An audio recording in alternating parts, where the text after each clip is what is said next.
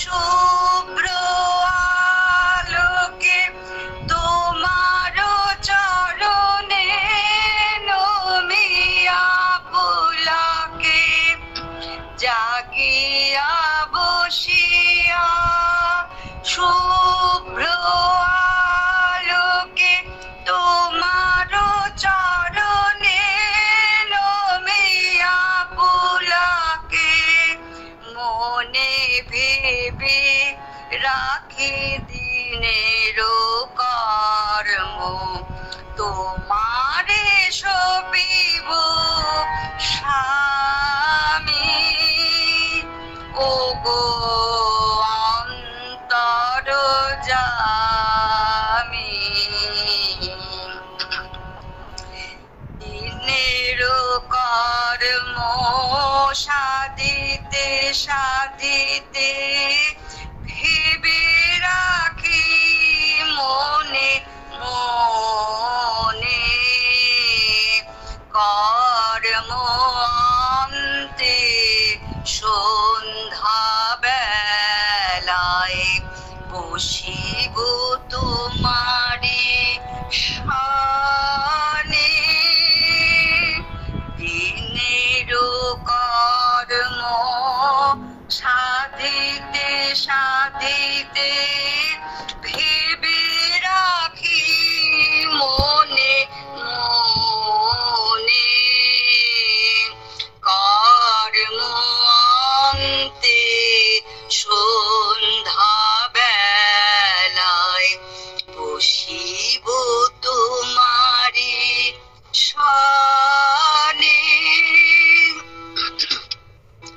দিন অবসানে ভাবি বসে ঘরে তোমার নিষেধ বিরাম সাগরে দিন অবসানে ভাবি বসে ঘরে তোমার নিষেধ বিরাম সাগরে শ্রান্ত প্রাণের ভাবনা বেদনা নীরবে যাইবে নামে ওগো অন্তর জামি নিশীথ শয়নে ভেবে রাখি মনে ওগো অন্তর জামি। নমস্কার। ধন্যবাদ বাণীদি। তাহলে আমরা শুরু করতে পারি স্যার।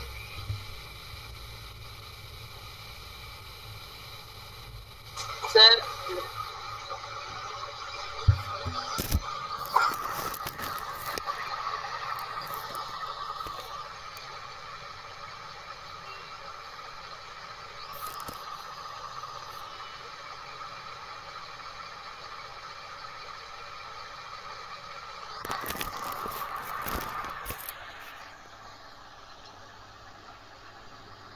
আমরা মন্ত্র পর্বে রয়েছি।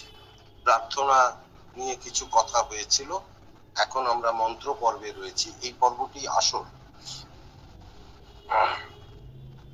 আজকে একটু বিজ্ঞানের দিকটা আসার ইচ্ছে আছে, কিন্তু তার আগে কিছু কথা আছে।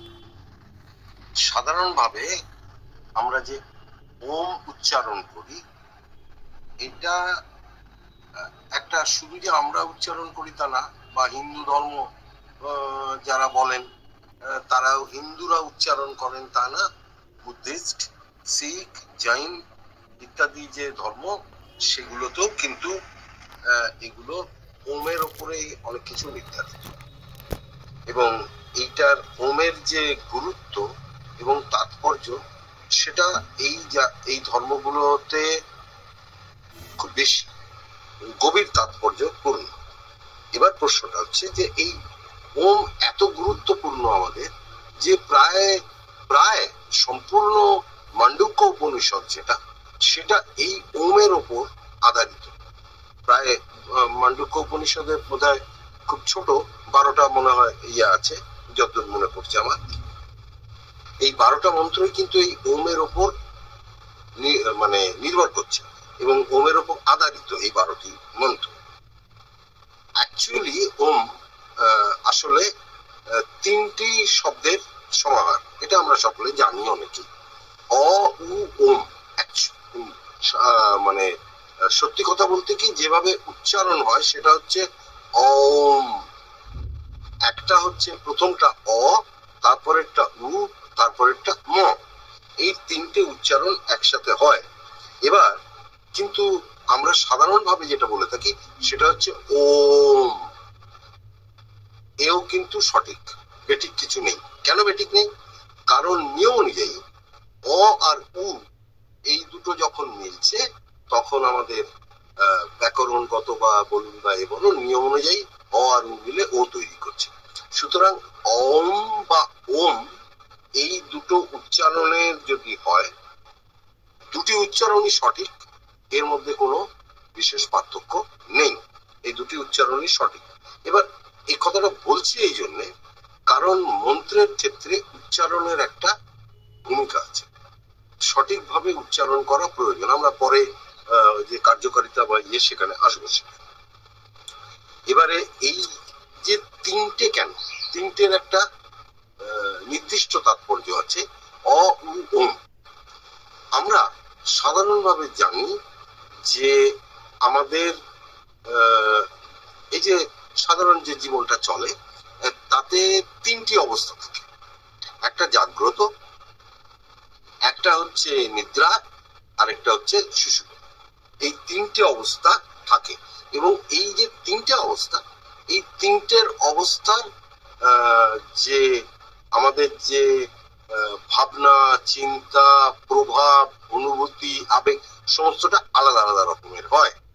যেমন যখন আমরা জাগ্রত অবস্থায় থাকি তখন আমি যা দেখছি, শুনছি, বলছি, চারপাশ থেকে কানে আনছে, আমরা বলি এটা বাস্তব।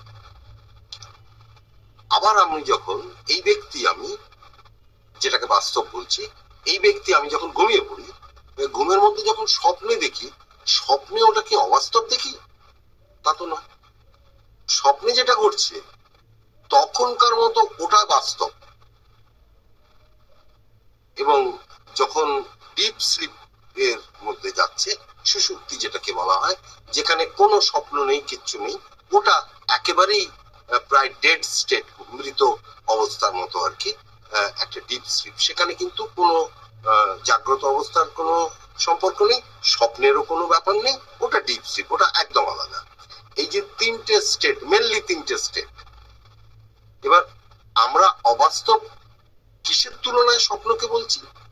যখন জাগছি, জেগে উঠে বুঝছি যে আমি স্বপ্ন দেখেছিলাম, আমি কি সুন্দর বেড়াচ্ছিলাম, খুব আনন্দ করছিলাম, এটা অবাস্তব ছিল, এটা সঠিক ছিল না, আমি স্বপ্ন দেখছিলাম। আসলে আমি কোথাও যাইনি, স্বপ্নে কিন্তু আমি গেছি। আমি যখন ভয় পেয়ে উঠছি, যে আমি ভয় পাচ্ছিলাম, এরকম একটা বাঘ আমার উপর লাফিয়ে পড়েছিল ইত্যাদি ইত্যাদি, তখনও কিন্তু ওখানে আমি ছিলাম প্রেজেন্ট, কিন্তু ওটা জাগ্রত অবস্থার তুলনায় ওটা ছিল না। তার মানে এই যে অবস্থাগুলো, এই অবস্থাগুলো ইন্টারকানেক্টেড। শুধু ইন্টারকানেক্টেড না, একটা মজার জিনিস আছে, সমস্তটাতেই কিন্তু আমি ছিলাম, রিলেটেড টু মি, আমি ছিলাম। জাগ্রত অবস্থা যেটা, সেটাও বলা হয় আসল নয়, যেটা স্বপ্ন দেখছি সেটাও বলা হয় আসল নয়, কোনটাই আসল নয়। অথচ দু জায়গাতেই কিন্তু আমি প্রেজেন্ট, এর আসল এটা আমি বুঝতে পারছি, যখন ঘটছে তখন আসল বুঝতে পারছি। এই গোটা শাস্ত্রটা খুব মজার, গোটা ব্যাপারটা খুব মজার। আর ডিপ স্লিপে তো কোনো কথাই নেই, এই 3টে আমাদের অবস্থা মোটামুটি থাকে, আমাদের সত্তার একটা স্টেট অফ বিং। আসলটা এখানে বলছি না, আসল যেটা থাকে সেটা হচ্ছে ওই 4 নম্বর যেটা, সেই 4 নম্বরটা হচ্ছে আসল আমার যে সত্তা সেটা। যাই হোক, এটা আমাদের এখন বিচার্য বিষয় নয়।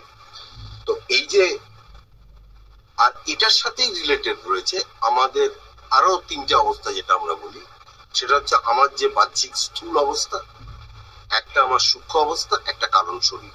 আমরা প্রায়শই এই কথাগুলো শুনে থাকি যে স্থূল শরীর, সূক্ষ্ম শরীর, কারণ শরীর।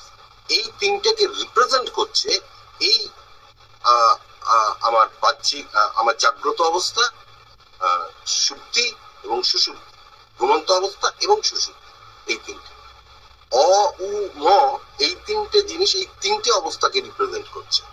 এই তিনটে অবস্থাকে একসঙ্গে নিয়ে ওটা হচ্ছে ওম, ওটা হচ্ছে প্রিন্সিপাল। এবং যখন আমরা একসাথে করছি তখন সমস্ত চেতনাকে একসাথে করছে। আমার জাগ্রত চেতনা, আমার ঘুমন্ত চেতনা, আমার সুষুপ্তির চেতনা, আমার চৈত্য সত্তা তো সবসময় আমার সেটা তো আছে। 4 নম্বর যেটা, সেটা নিয়ে এখানে কোনো কথা নেই। এখানে কথা হচ্ছে ওই তিনটেকে কনভার্ট করা, বা এই তিনটেকে কনভার্ট বলবো না, ওই তিনটেকে যুক্ত করা ওই চেতনার সঙ্গে, এবং ওই চেতনা যাতে আমার যে আসল চেতনা, ওই চেতনা যাতে আমার এই তিনটি চেতনাকে চালায়। এটি তো উদ্দেশ্য, যোগের উদ্দেশ্য তাই, অ্যাকচুয়ালি জীবনের উদ্দেশ্য তাই। কি অসামান্য বুঝেছিলেন আমাদের যে ঋষি মুনিরা যারা ছিলেন, তারা এটা বুঝেছিলেন, এটাকে আমাদের একসাথে করা হচ্ছে। যখন জপ দেওয়া হয়, জপ মন্ত্র, জপ তফাৎ আছে।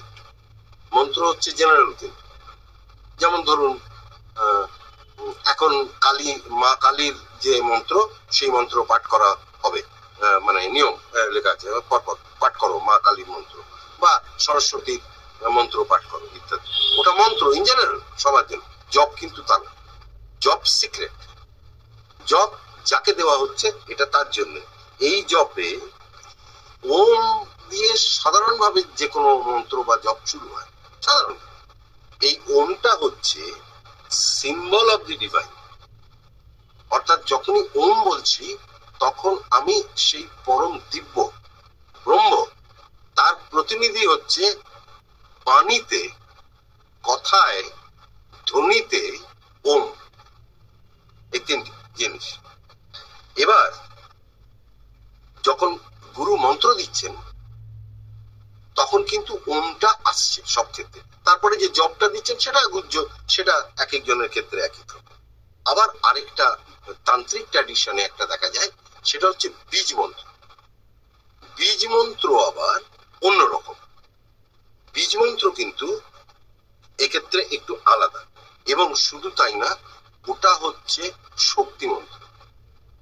তান্ত্রিক ট্র্যাডিশনে যেটা ব্যবহার করা হয় বীজ মন্ত্র, ওটা শক্তি মন্ত্র। লক্ষ্য করবেন ওখানে যে মন্ত্রগুলি পড়া হয়, আমরা অনেকেই শুনেছি অনেক জায়গায় কালী পুজোর সময় বা তন্ত্র মতে যে পূজা টুজা হয়, সেখানে আমরা এই ধরনের মন্ত্র শুনেছি, এবং অনেকে এই নিয়ে হাসাহাসি করেন যে আবার কি মন্ত্র হচ্ছে, এর তো কোনো মানেই দাঁড়ায় না। মানে দাঁড়ায় না কেন? না, মন্ত্রগুলো কি বলছে, ওম, হিং, ক্রিং, এইং, এর কোনো মানে দাঁড়ায়? যেটা মানে দাঁড়ায় না, আমি বুদ্ধিমান ব্যক্তি, সব বুঝি, সুতরাং যেটা মানে দাঁড়ায় না সেগুলো অবাস্তব, যত ফালতু কথা, এগুলো দূর, চলো এখান থেকে। তার চেয়ে চলো আমরা ফুর্তি করি, কারণ এর মানে দাঁড়ায়। আমাদের সীমাটা বেঁধে নিয়েছি মানে দাঁড়ানো। অ্যাকচুয়ালি আমাদের মন ছাড়া আর কোথাও পৃথিবীতে মানে নেই, এর মানে হয় না। পাখি যে ডাকে তার কোনো মানে হয় না। সমুদ্র যে বয়ে চলেছে, ঢেউ এসে ধাক্কা মারছে ফিরে, এর কোনো মানে হয় না। আকাশটা যে এত সুন্দর, গাছপালা গুলো যে এত সুন্দর, বনাঞ্চলে যে একেবারে বনের মধ্যে যে ইয়েগুলো সুন্দর ফুল ফুটে আছে, ব্রহ্মকমল যেখানে ফোটে, কি অসামান্য ফুল, সেটা যেখানে ফোটে, কোনো মানে হয় ওটার ওখানে ফুটলে আমার বাগানে হলে কি সুন্দর হতো। আমরা মানে খুঁজতে যাই। হিমালয় যে দাঁড়িয়ে আছে, এ কোনো মানে হয় না। গোটা পৃথিবীতে মানে আমাদের মনে, আমাদের মন ছাড়া পৃথিবীর কোথাও কোনো মানে নেই। মানে আবার সেটা দ্যাট এক্সিস্টস, সেটা আছে, তা আনন্দের উদ্রেক করে, অনুভূতি, আবেগ, এগুলোর আছে। মানে আবার যাই হোক, আমরা মনে করি মানে আছে। এবার এই যে শব্দগুলো, যদি আমি এটাকে বলি, এইং, হিং, ক্রিং ইত্যাদি যে শব্দগুলো, এগুলো বিভিন্ন ধরনের যে দেব দেবী, তাদের সঙ্গে এটা যুক্ত। এবার কোন ধরনের মন্ত্র কোথায় পড়া হবে, এটা নির্ভর করবে কোন দেব বা দেবীর দেব বা দেবীর পূজা হচ্ছে সেইখানে সেই ধরনের মন্ত্র পড়া হবে। যেমন যেমন উদাহরণ, যেমন ধরুন পাড়ায় বারোয়ারি পুজো যে হয়, সেই বারোয়ারি পুজোতে আপনি এং হিং ক্রিং মন্ত্র শুনবেন না, কারণ সেখানে যে দেবীর পূজা হচ্ছে সেখানে ওই দেবীর পূজা হচ্ছে না, সুতরাং ওই মন্ত্র নয়, এই দেবী যার পূজা হচ্ছে তার মন্ত্র পড়া হবে। এবার যে দেব বা দেবী কাছে আমি দীক্ষা নিচ্ছি, অর্থাৎ যার আমার ইষ্ট দেবতা যিনি হচ্ছেন, সেই অনুযায়ী আমার কি মন্ত্র হবে সেটা নির্ভর করবে। ওম থাকবে, ব্রহ্মণ সবসময় থাকছে, শুরুতে থাকছে ব্রহ্ম, কিন্তু তারপরে কিন্তু এখন যদি রামের আরাধনা করি তাহলে রামের ক্ষেত্রে আমার বীজ মন্ত্রটি বদলে যাবে। আপনি যদি কৃষ্ণের আরাধনা করেন বীজ মন্ত্র অন্য, কালীর আরাধনা করেন বীজ মন্ত্র ভিন্ন হবে।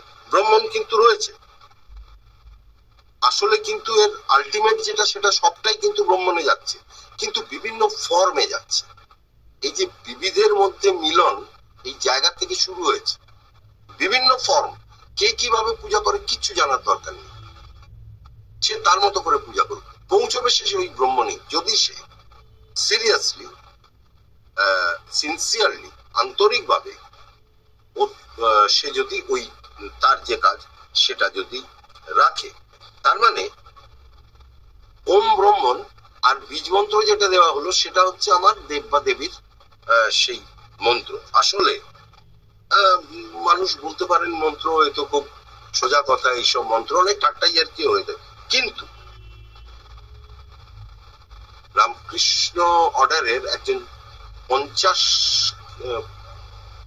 50-এর দশকে কি 60-এর দশকে বা ওই সময়টা ঘনানন্দ একজন ছিলেন সাধু, ঘনানন্দ রামকৃষ্ণ অর্ডারের অসামান্য চৈত্তিক মানুষ ছিলেন, মানে এতটাই তিনি তার উন্নত আধার এবং তিনি এতটাই উন্নত ছিলেন যে তার ধরুন তিনি একটা ঘরে বসে আছেন, আপনি সেই ঘরে ঢুকলে টের পাবেন যে কতটা সেখানে একটা আবহাওয়াই ভিন্ন, তার মানে একটা চার্জ, একটা শক্তি, একটা দিব্য পরিবেশ সেখানে রয়েছে, এটা টের পাওয়া যায়, টের পাওয়া যেত, তার উপস্থিতিতে এটা টের পাওয়া যেত।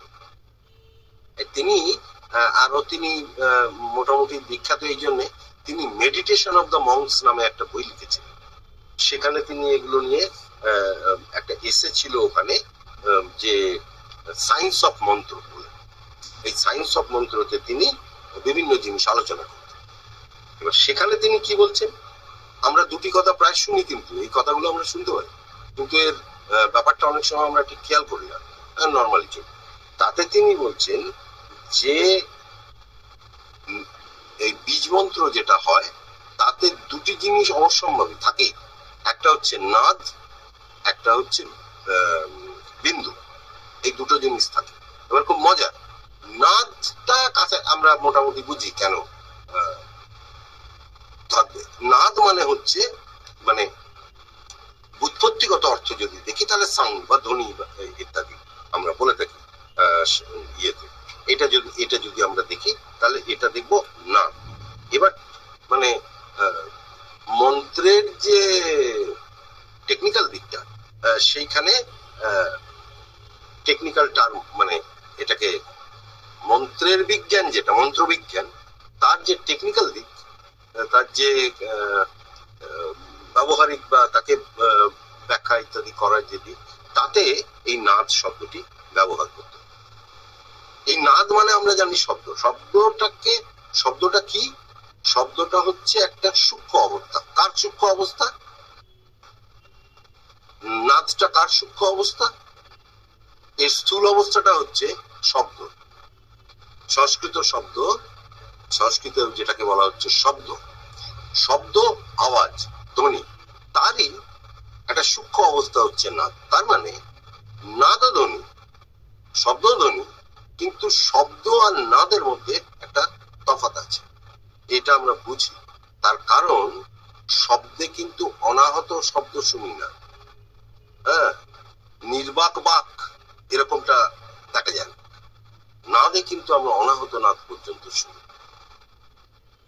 সেই অনাহত নাদ মানে নাদটাও শব্দ, কিন্তু ধ্বনি, কিন্তু শব্দ হচ্ছে স্থূল ফর্ম, যেটা সংস্কৃতে একে বলা হয় শব্দ। এবং এই যে মন্ত্রের যে ক্রিয়াশক্তি, উইল পাওয়ার, কাজ করার শক্তি, এই শক্তিটাকে এটাকে পুট করা হয়, এটাকে এনে বসানো হয় এই শব্দের মধ্যে। অর্থাৎ শুধু নাদ বললে কিন্তু এটা হবে না, এটাকে শব্দের মধ্যে এনে মন্ত্র রূপে এটাকে আনা হয়। এটা হচ্ছে কিন্তু আসলে ক্রিয়া শক্তি, কাজ করার যে শক্তি, ইচ্ছার যে শক্তি, এই শক্তি। অর্থাৎ মন্ত্র জপে এই জিনিসগুলো ডেভেলপ করে। সুতরাং এটা হচ্ছে তাই।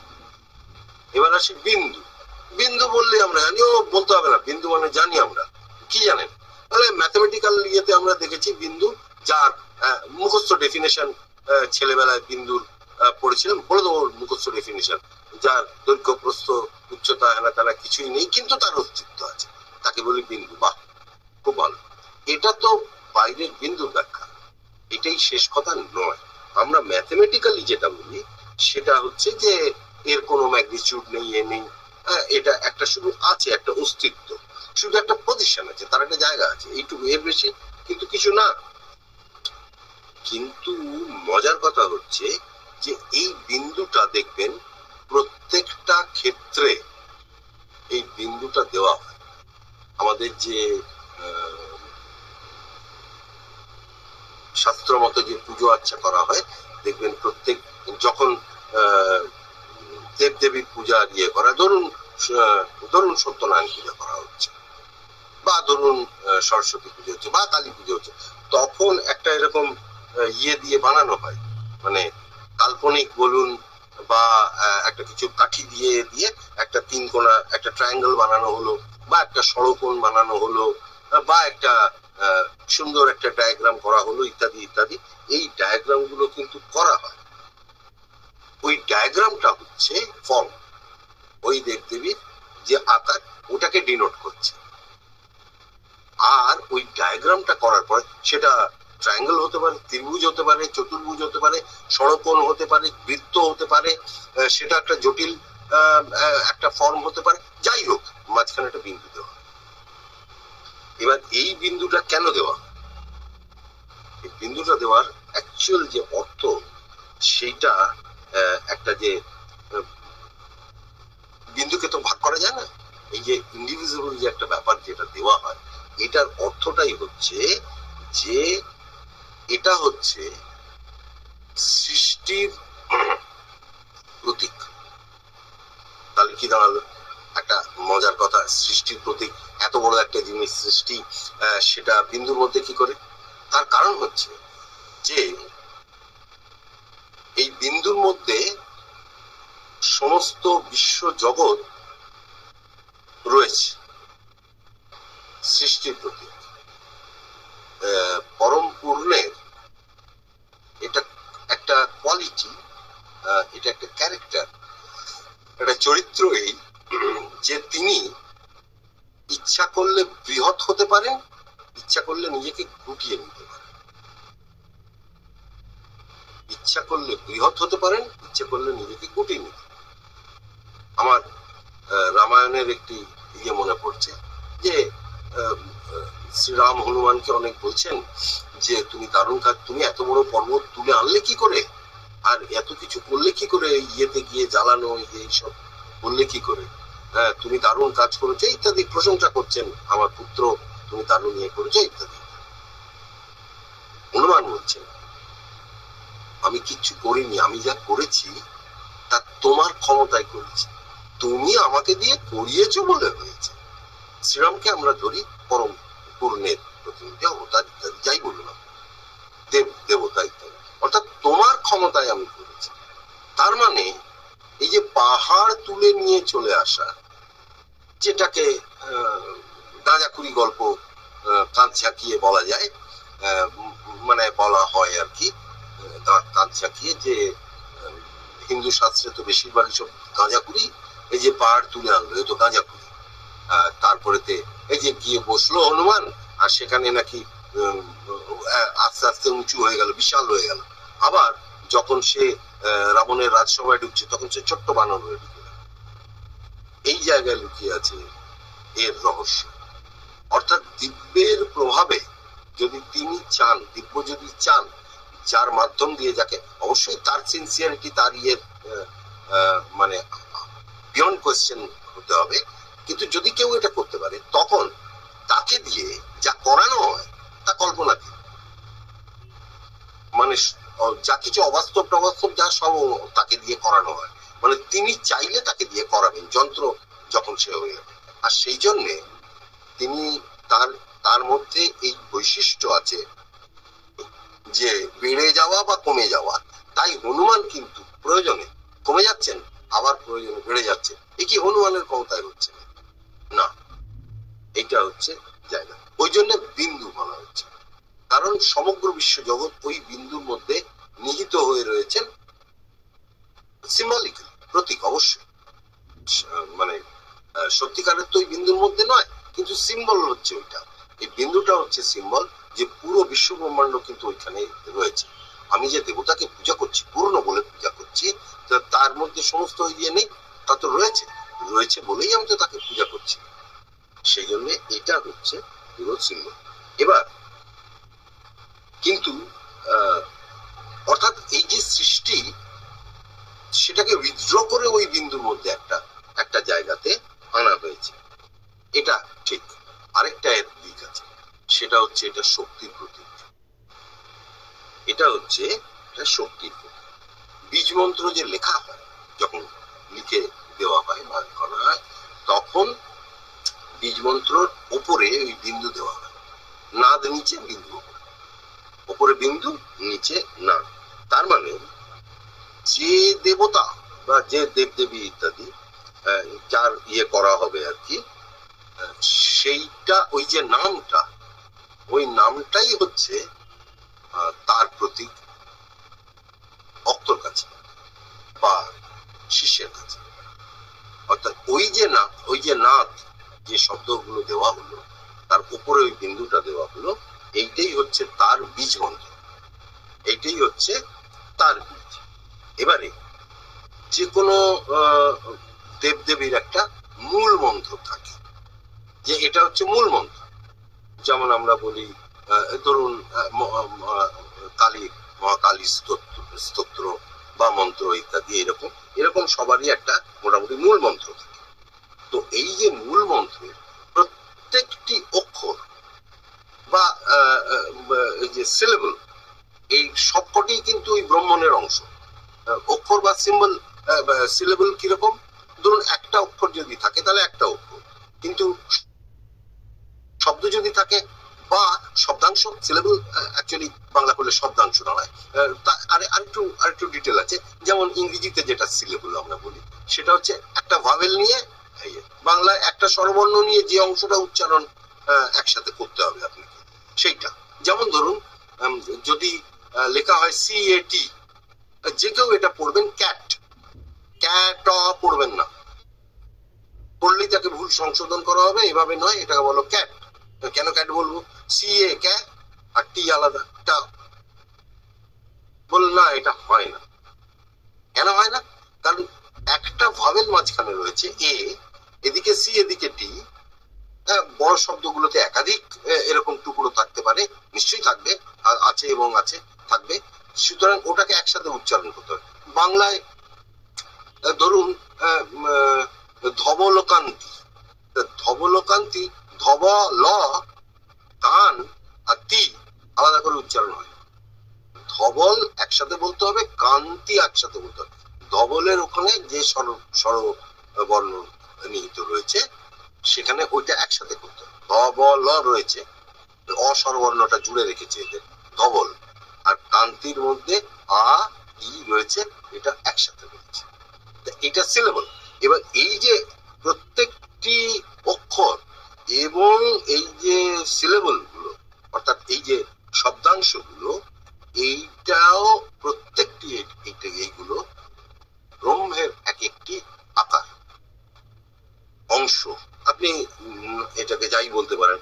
অংশ।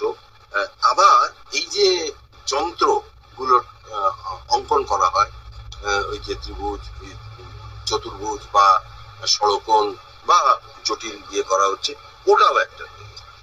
তার মানে আমরা আমরা সাধারণত দেখবেন অনেক বাড়িতেও সাজানো থাকে। একটা কৃষ্ণনগরের পুতুল কিনে এনেছি, কৃষ্ণনগর গিয়েছিলাম, কি সুন্দর শিব দুর্গা, দুর্গা, ওই মা দুর্গার যেরকম পুজো করি ওই রকম একটা মূর্তি, ছোট্ট, খুব সুন্দর, বা খুব ভালো। বা ওই শিবের ডান্স ফর্মের নটরাজের যে মূর্তি, এই যেগুলো আমরা কিনে এনে ঘর সাজিয়ে রাখছি, প্রত্যেকটি ওই দেবতার এক একটি আকৃতি, প্রত্যেকটি। এই যে রূপ, সেই রূপটা ওইখানে আসছে। আমরা যে দেখতে পাই যেটা, যে হ্যাঁ ওটা দেখলেই বুঝবো হ্যাঁ এটা শিবের, এটা লক্ষ্মী বা এটা সরস্বতী বাই, এইটা হচ্ছে আমাদের ভিজুয়াল ফর্ম, আমরা যেটা চোখে দেখতে পাচ্ছি। কিন্তু সবটা তো ভিজুয়াল নয়। এবারে রয়েছে তার নাম। শুধু দেখতে পেলে তো হবে না, তার তো নাম রয়েছে। এই নামটা হচ্ছে তারপরে, তার মানে ওই নামটাই হচ্ছে ওই দেব দেবীর মন্ত্র, সেটা হচ্ছে তার নাম। এই জন্য দেখবেন জপের আগে একটা নাম যোগ করা, নাম জপ। নাম জপ হচ্ছে ওই ঘটনাটা। আবার 3 নম্বর হচ্ছে, মানে একটা হলো তার একটা আকৃতি হলো, দ্বিতীয় তার নাম হলো, আর তৃতীয়টা হচ্ছে তার একটা ডায়াগ্রাম। ডায়াগ্রাম এটা একটা একেবারেই একটা টেকনিক্যাল দিক, একটা ডায়াগ্রাম যেটাকে যন্ত্র বলা হয়, ওই যে আঁকে যে এরকম করে বিভিন্ন রকম। এইটা মজার কথা হচ্ছে তিনটেই এক। ধরুন কোথাও যদি মূর্তি না পাওয়া যায়, ছবি না পাওয়া যায়, ফর্ম মানে ভিজুয়াল ফর্ম যেটাতে আমি দেখতে পাচ্ছি দেবতা, সেরকম করে ছবি পেলাম না, তখন কোনো অসুবিধা নেই। এই ওই যে আঁকা হচ্ছে যেটা ইয়ে যে যন্ত্র, যে ডায়াগ্রামটা করা হচ্ছে, সেই ডায়াগ্রাম এবং তার নাম হতেই চলবে, একই ব্যাপার তো, সবটাই তো এক। বা কোনো কিছুই নেই, শুধু নাম করলে চলবে। সবসময় যারা নাম জপ করেন বা এ করেন, তারা কি সবসময় সামনে একটা মূর্তি রেখে করেন না? নাম জপ তো ভেতর ভেতর চলছে, ট্রেনে যাচ্ছে নাম জপ করছে, বন্ধু বান্ধবের মধ্যে বসে আছে নাম জপ করছে, কিন্তু তার ভেতর ভেতর চলবে এক। পূজা করার যা যা যা গুণাবলী বা যাই আপনি বলুন না কেন, উদ্দেশ্য বা নাম জপে ওই একটাই হবে।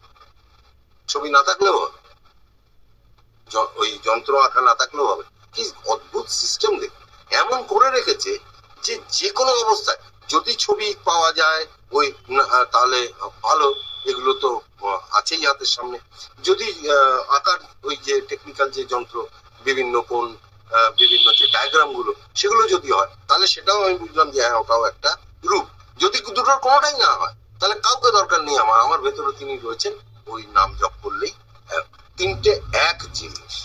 সমস্ত যে শব্দ বা সিলেবল যেগুলো আছে, প্রত্যেকটা শক্তির প্রকাশ, প্রত্যেকটি শক্তির প্রকাশ, যার মানে শক্তির উৎস, সরি প্রকাশ না, উৎস, যার প্রকাশ, যদি এই শক্তির যখন প্রকাশ ঘটে তখন সেই এনার্জি হয়, শক্তির প্রকাশে সেই এনার্জি। আমি একটা উদাহরণ দিই, তা না হলে এটা স্পষ্ট হবে না। ধরুন একজন ভদ্রলোক কোনো একটি ধারার, যে ধারারই হোক যাই হোক, তার একটি ইষ্ট দেবতা আছে, তিনি নাম জপ করেন দীর্ঘদিন। তার মানে কিন্তু এটা ভাববেন না যে এটা আমি বলার চেষ্টা করছি যে আমাদের সকলকেই নাম জপ করতে হবে, এটা মাস্ট না, তা কিন্তু ব্যাপার নয়। কারণ আধ্যাত্মিকতাটা এমন একটা জিনিস, সব এর মধ্যে আছে। যে কারণে শ্রী অরবিন্দ যে পূর্ণ যোগ বলছেন, তাতে সমস্ত কিছু, একটা না হলে আরেকটা, আরেকটা না হলে আরেকটা। সবাই সব পারে না, এটা ধাতের ব্যাপার, সবাই সব পারে না। সবাই কি ধ্যান করতে পারে? আবার অনেকে ধ্যান করতে পারে। এই জন্য শ্রী অরবিন্দ যে ধ্যান করতে পারে তাকে বলছেন যে তুমি ধ্যানের সময় বাড়াও। আবার আরেকজনকার ক্ষেত্রে বলছেন তোমার ধ্যান ট্যান করার দরকার নেই, তোমাকে মা যা কাজ দিচ্ছেন তুমি সেগুলো করো সঠিক মনোভাব নিয়ে, তাতেই তোমার হবে। এবং এও বলছেন যে ধ্যানে যা অগ্রগতি হতে পারে, কাজে তার চেয়ে 10 গুণ বেশি অগ্রগতি হতে পারে। তার মানে কি যারা ধ্যান করেন তারা ওটা ছেড়ে কাজ করবেন? 10 গুণ অগ্রগতি বেশি হবে, মানে ধ্যানে হয় না? না, তার মানে তাই নয়। মানে তুমি কোনো একটাকে নির্দিষ্ট করো না যে এইটা পথ। কারোর যদি জ্ঞানের পথ হয় সে জ্ঞানের পথ ধরবে, কিন্তু কারোর যদি কাজের পথ হয় সে কাজের পথ ধরবে। কারোর যদি জব করলে ভালো হয় সে জব করবে, কারোর যদি একাধিক করলে ভালো হয় সে একাধিক করবে। ইট ডিপেন্ডস কে কি করবে। এটা কিন্তু কখনোই বলতে চাইছি না, আমার কথা হচ্ছে যারা করে। তা এইরকম একজন ভদ্রলোক কলেজে পড়াতেন। তা তিনি জব করতেন, চুপ করে বসে থাকতেন, ওই অবসর সময় বসে বসে তিনি স্টাফ রুমে বসে বসে জব করছেন। তাই সবাই জিজ্ঞেস করছে, ও দাদা কি করছেন কি করছেন? কেউ কেউ কাউকে কাউকে হয়তো উনি বলেছেন, উনি জানতেন যে উনি মন্ত্র জপ করেন। তা বলে, কি মন্ত্র জপ করেন আপনি? একটু বলুন না, আমাদের একটু বলুন না কি মন্ত্র জপ করেন। বললে, ওটা তো বলা যাবে না, কি মন্ত্র জপ, ওটা তো আমার একান্ত ব্যক্তিগত, ওটা তো বলা যাবে না। না বললে, আমাদের বললে কি হয়েছে? আমরা যেরকম বলে থাকি আর কি। তো না, এটা আমি বলবো না, এটা সবার একটা ইয়ে ছিল যে কি মন্ত্র জপ করে। তো একদিন অপেক্ষাকৃত নবীন একজন অধ্যাপক এসেছেন, তিনি এটা জেনেছেন এবং তিনি একেবারেই নবীন, তো তার এসবের সঙ্গে কোনো সম্পর্ক নেই। তিনি ওই বয়স্ক ভদ্রলোকটিকে, দাদা একটু বলুন না আপনি কি মন্ত্র জপ করেন। বলে, না, উনি ভালোভাবেই বলেছেন। তো 2-3 বার ওনাকে টিজ করছে বারবার, আরে বলুন না বলুন না, আরে বললে কি হয়েছে, বললে কি আপনার মন্ত্র হয়ে যাবে, ইত্যাদি বিভিন্ন ভাবে বলে ওনাকে উত্তেজিত করার চেষ্টা। তো অনেকক্ষণ ধরে উনি সহ্য করেছেন, তারপরে বলছেন যে না, আমি অন্য একটা কারণে এটা বলবো না। বলে, কেন? বলে, আমি যদি এখন ওই মন্ত্র জপ করি না, তাহলে তুমি আর দাঁড়িয়ে থাকতে পারবে না, তুমি পড়ে যাবে মাটিতে অজ্ঞান, তোমার ক্ষতি হয়ে যাবে। আমি ওই মন্ত্র জপ বলবো না, কারণ বলতে গেলে তো আমাকে উচ্চারণ করতে হবে। আমি যদি ওই মন্ত্র জপ করি, তোমাকে বলি, তুমি দাঁড়িয়ে থাকতে পারবে না। আমি এই জন্য এই কথাটা বললাম যে ঈশ্বরের যে শক্তি, অপার শক্তি, মন্ত্রের মধ্যে ওই একই শক্তি আছে, আলাদা কিছু, দুটো এক। যার এই যখন সেটা প্রকাশ ঘটবে তখন কিন্তু সেটা সাংঘাতিক হয়ে উঠতে পারে প্রয়োজন। অর্থাৎ দেবতার যে মন্ত্র, সেই মন্ত্রই দেবতা। দেবতার আলাদা তাকে তোলা অস্তিত্ব নাই, এই মন্ত্রের মধ্যে তিনি রয়েছেন, তার যে কথা সেটা একই। তার মানে যখন কাউকে মন্ত্র দেওয়া হচ্ছে, গুরু যখন মন্ত্র দিচ্ছেন, তখন সেটা তাকেই দিচ্ছেন, আর কাউকে দিচ্ছেন না। যখন তিনি মন্ত্র দিচ্ছেন তখন তাকে সেই দেবতাই দিচ্ছেন, বা দেবী বা দেবতা, অর্থাৎ যে আরাধ্য, সেই আরাধ্যই হচ্ছে ওই মন্ত্র। যখন কাউকে সেই মন্ত্র দেওয়া হচ্ছে, তাকে ওই দেবতা বা ওই দেবী দেওয়া হচ্ছে, সে আরাধ্য যে দেব বা দেবী, তাকেই দেওয়া হচ্ছে। দুটোর মধ্যে কোনো ফারাক নেই, একদমই নেই। তবে হ্যাঁ, এখানে একটা কথা বলা দরকার, আরেকটা কথাও একটু ক্লিয়ার করা দরকার, যতটুকু আমি জানি। সেটা হচ্ছে, একটা ধরনের আবার জব হয় যেটা ওই জব করতে হয় না, ওটাকে অজপা জব বলে। ওটা সত্তার মধ্যে না কিরকম চলতে থাকে, সত্তার মধ্যে কিরকম চলতে থাকে। এই ব্যাপারে একটা খুব মজার ঘটনা আছে, এটা আবার আমরা নিতে পারি না, মানুষ খুব স্বাভাবিক ভাবেই নিতে পারি না। মজার ঘটনাটা কিরকম, শ্রীরামকৃষ্ণদেব একজনকে, আমি নামটা আমার মধ্যে যাচ্ছি না, একজনকে ইয়ে করেছিলেন, বললেন এদিকে, মানে সে খুব উন্নত সোল, না হলে তো এটা ডেকে দিতেন না, এদিকে এসে বলে হা কর, জিব্বার কর। জিব্বার করে যে জীবের মধ্যে আঙুল দিয়ে, নখ দিয়ে আর কি শ্রীরামকৃষ্ণ মন্ত্র লিখে দিয়েছে। দিয়ে বলছেন, যা, এতেই তো কাজ হবে। উনি বলছেন যে ওটা তো করে দিয়েছে, এবার ওটা করে তো সে বাড়ি চলে গেছে।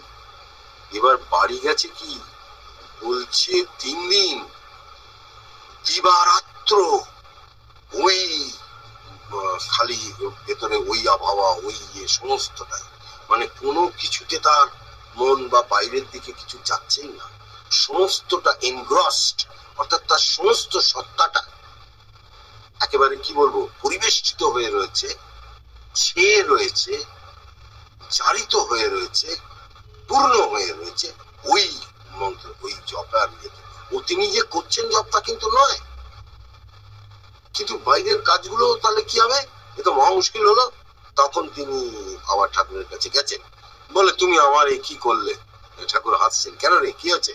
বলে তুমি ওইটা করেছো, আমি তো আর কিছু করতে পারছি না, আমার সব ওই। বলে ও আচ্ছা আয় এদিকে আয়।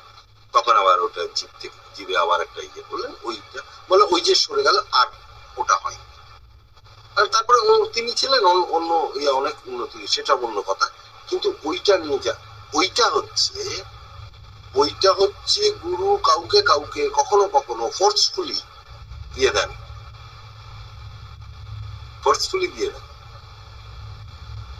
শক্তিটা অ্যাকচুয়ালি গুরু হচ্ছেন সেই ব্যক্তি যার মাধ্যমে শিষ্যের কাছে পূর্ণের শক্তি, পূর্ণের পরিচয়, পূর্ণের থেকে যা কিছু আসে সমস্তটা তার মাধ্যম দিয়ে ওখানে যায়। গুরু হচ্ছেন চ্যানেল। এবার প্রশ্নটা হচ্ছে, অনেক ক্ষেত্রে দেখা যায় শিষ্য গুরুর থেকে অনেক বেশি এগিয়ে গেছে, যেতেই পারে, তার কারণ এটা চ্যানেল, গুরু চ্যানেল হিসেবে কাজ করছেন। আমি যদি খুব স্থূল উদাহরণ দিই তাহলে বলবো তিনি পাইপ হিসেবে কাজ করছেন। এবার শিষ্য কলটা খুললো, শিষ্য ওখান থেকে জল বেরোচ্ছে, জলটা কোথায় আছে? জলটা গুরুর থেকে আসছে, কিন্তু জলটা আছে ট্যাঙ্কে উপরে, ওই ট্যাঙ্ক থেকে পাইপের মধ্যে দিয়ে জলটা আছে, গুরু হচ্ছেন ওই পাইপ। এবার পাইপটা লোহার পাইপ না পলিথিনের পাইপ না কিসের পাইপ, ইট ম্যাটার্স লিটল। গুরুর কি কোয়ালিটি, ইট ম্যাটার্স লিটল, কিচ্ছু এসে যায় না। শিষ্যের কি কোয়ালিটি, কলটা ভালো কিনা, কলটা ভালো কিনা, কলটা ভাঙা হলে হবে না, কলটা ঠিকঠাক হতে হবে। কলটা যদি ঠিক হয় তাহলে কল খুললেই জল আসবে। গুরুর কোয়ালিটি, ওটা পাইপ কি সেটা বড় কথা নয়। ঠিক এইরকম ভাবে ওইটা ক্রমশ ফ্লো করে যায়। তার মানে যখন বলছেন যে তোকে ঈশ্বরকে দিলাম, মন্ত্র দিলাম, মানে তোকে সেই ঈশ্বরকে দিলাম। যদি শ্রী রামচন্দ্রের মন্ত্র দেওয়া হয়, শ্রীকৃষ্ণের মন্ত্র দেওয়া হয়, তাহলে রামচন্দ্রকে দেওয়া হলো, শ্রীকৃষ্ণকে দেওয়া হলো, কালী দিলে কালীকে দেওয়া হলো, শিব দিলে মহাদেব দিলে মহাদেবকে দেওয়া হলো, ইত্যাদি ইত্যাদি সমস্ত।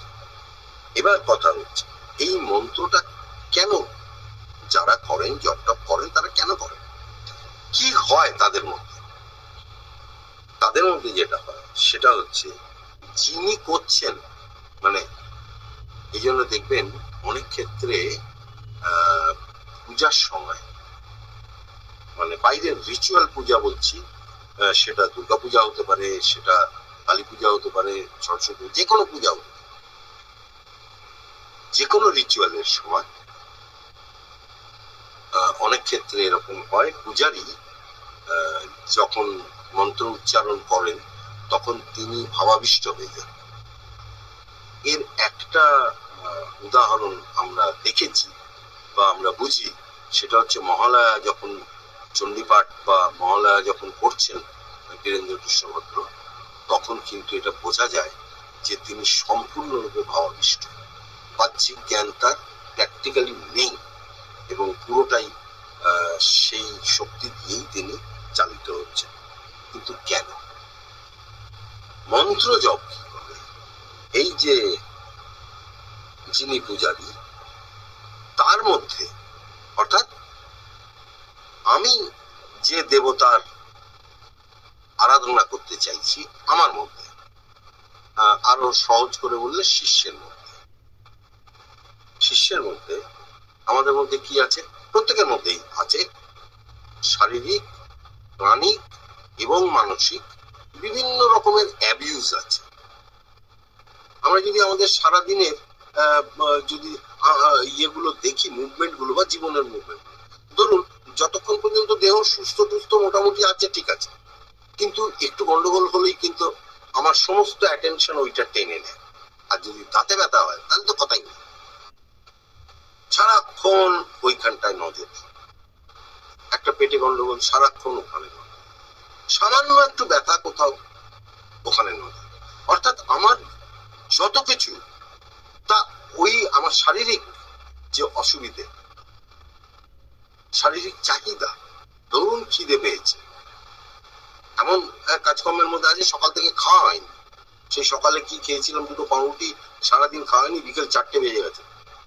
কেউ কিছু আবার একটা কাজ বললো, বলে আমার খিদেতে পেট চুচো করছে, সাংঘাতিক রেগে গেল। কেন সে রাগে না, রেগে গেল কেন, তার খিদে পেয়েছে। অর্থাৎ এই যে খিদে পাওয়ার যে প্রক্রিয়া, শারীরিক একটা যে চাহিদা, এই চাহিদাটা পূরণ হচ্ছে না বলে রেগে গেল।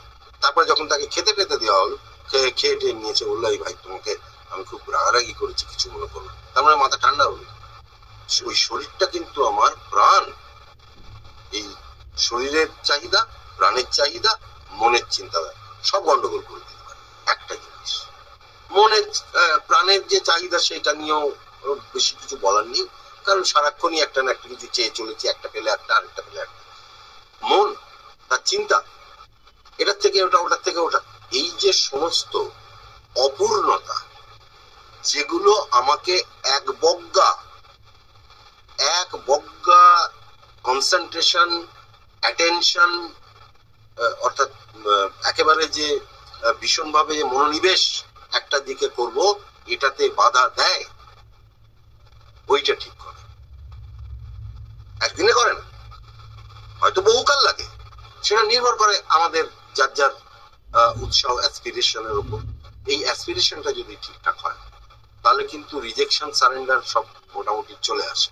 অ্যাসপিরেশনটা শুরু করে যখন তার উৎসাহ বেশি থাকে, তখন সে অন্য দিকগুলোকে, হিন্দিতে একটা শব্দ বলে নজর আন্দাজ, বাকিটাকে নজর আন্দাজ করে, বাকিটাকে দেখেই না।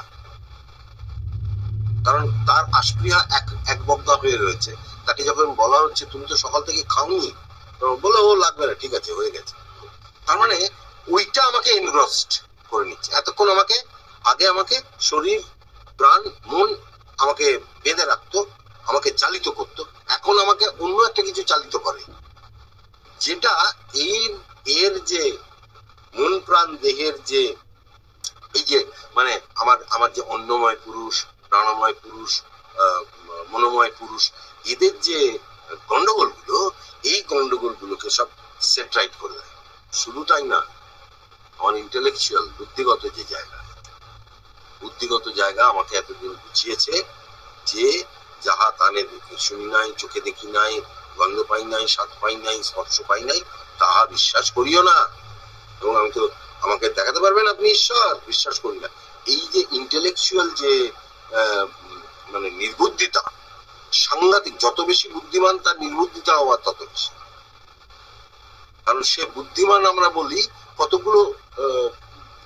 কতগুলো অ্যাচিভমেন্ট দেখে।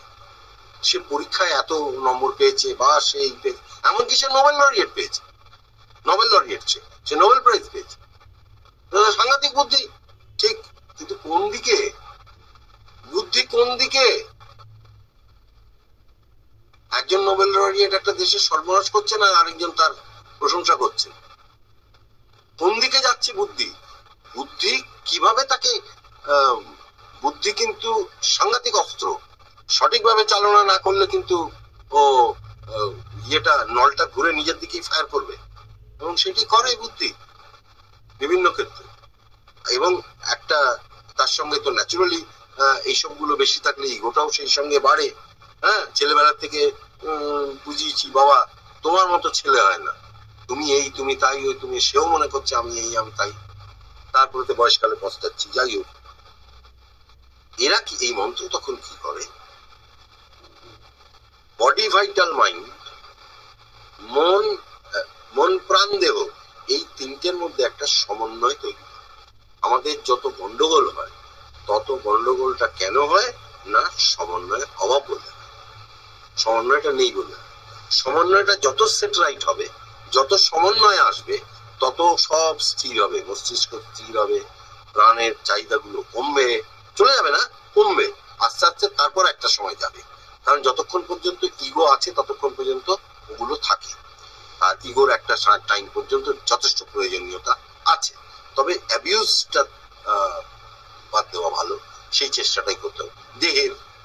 দেহ মন প্রাণকে হারমোনাইজ করে, একটা ইয়েতে বাঁধে, একটা সুতোয় বাঁধে, আর সেই সুতোটা থাকে ওই দেবতারা বা দেবীরা, বা অর্থাৎ আমি যাকে আরাধনা করছি, যার মন্ত্র জপ করছি, তার হাতে থাকে। ন্যাচারালি ওপর থেকে সে অনেক বেশি গাইডেন্স আমাদের দিতে পারে।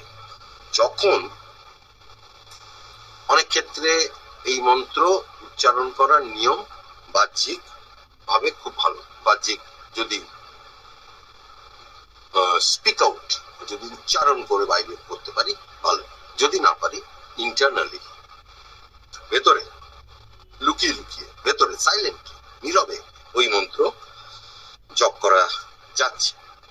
যখন এই মন্ত্রটা জপ করছি, এই হারমোনাইজিং ইনফ্লুয়েন্সটা যখন ক্রমশ আসছে, তখন এই যে সাধনার যে শক্তি, এই সাধনার শক্তি তখন কিন্তু যার যে দেবতা বা দেবীর সেই বীজ মন্ত্র বা মন্ত্র, সেইটা নিজেকে তখন আমার মধ্যে, অর্থাৎ যিনি করছেন তার মধ্যে ক্রমশ সেই দেবতা বা দেবী যাই হোক, তিনি প্রকাশ করছেন। আজকে সময় হয়ে গেছে, কারণ আরেকটা জায়গা ধরলে সেটা কমপ্লিট করতে পারবো না। আজকে এই অবধি থাকবে। এই অংশ নিয়ে যদি কারোর কোনো প্রশ্ন থাকে বা কিছু বলার থাকে তাহলে বলতে পারেন, না হলে এখানে শেষ করব।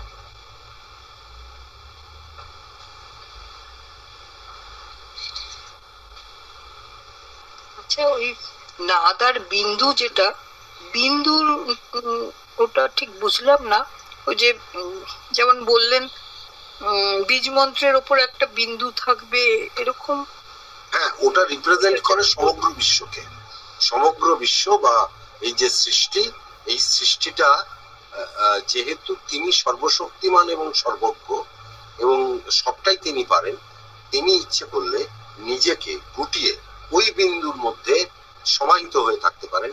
আবার তিনি নিজেকে এই বিশ্ব ব্রহ্মাণ্ডের এই যে ভেরিয়েশন, এই যে বিভিন্ন যে ধরন, বিভিন্ন যা কিছু, তার মধ্যে দিয়েও নিজেকে প্রকাশ করতে। ও আচ্ছা, বীজ মন্ত্রের ওপরে একটা স্পট ওরকম থাকে কি যেন? হ্যাঁ, বীজ মন্ত্রের উপরে দেখিনি দেওয়া হয় না। সবসময় যে ওটা পারসেপ্টেবল হবে, আপনি দেখতে বুঝতে পারবেন তা না, কিন্তু ওটা থাকে। যদি ওটা মানে ওটা একটা কালির ভেবড়া তো নয়, ওটা অত্যন্ত ছোট, খুব ছোট, এত ছোট যে অনেক ক্ষেত্রে পারসেপ্টেবল নয়। অনেক ক্ষেত্রে এরকমও হতে পারে আদৌ ওটা ওখানে কিছু দেখা যাচ্ছে না, কিন্তু তার মানে এটা নেই তা ভাববেন না। ওখানে কিন্তু ওটা পুট করা হয়েছে মানসিক ভাবে, আপনি দেখতে পাচ্ছেন না, সেটা সেটা কোনো ইয়ের কথা না। আচ্ছা, ওটা হচ্ছে পরম বা ব্রহ্মের একটা প্রতীকী, একদম মানে সৃষ্টির যে ইয়ে সেটা। আচ্ছা ঠিক আছে, তাহলে শেষ করি আজকে। হ্যাঁ স্যার, ধন্যবাদ। আর আনন্দময়ী মা বলেছেন মন্ত্রকে মন্তর, ওটাকে ভেঙে আর কি। হ্যাঁ, সেগুলো অনেক কথাই বলেন, আমাদের মতো মানুষ যাতে মানে একটু কিছু পরে আর কি, এইটুকু জন্য।